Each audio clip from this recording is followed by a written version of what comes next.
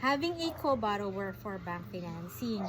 Ngayon, ang ginagawa ng mga bangko, kung sino yung mas malaki yung sahod, automatic siya yung ginagawang principal buyer. So what does it mean? Ibig sabihin, paglabas ng titulo, siya yung lumalabas na buyer ng property. So much better kung kukuha ka ng co-borrower, kamag-anak mo, para by the time na magkaroon kayo ng transfer title, hindi ka mahihirapang hanapin siya. Or discuss your other options sa iyong broker or real estate agent. For me, do sa recent deals na kinlose ko, meron 3 options na pwedeng gawin. Una ay check for other financing options, di ba? Kasi baka naman kaya magpag-ibig or mag-in-house. Doon ang in-house financing medyo mataas yung interest. Ang pag-ibig naman, kapag nasa mid-housing, mataas naman yung required down payment.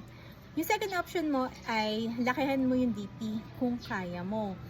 Ang advantage niya, bababa ang iyong monthly amortization, bababa ang loanable amount, at bababa rin yung required GMI para ma-approve ka sa loan. Or, pangatlo, maghanap ka ng co-borrower na mas bababa yung sahod sa'yo. Para automatic, ikaw pa rin yung principal buyer dun sa property na kukunin mo. So, if you have additional questions, message me.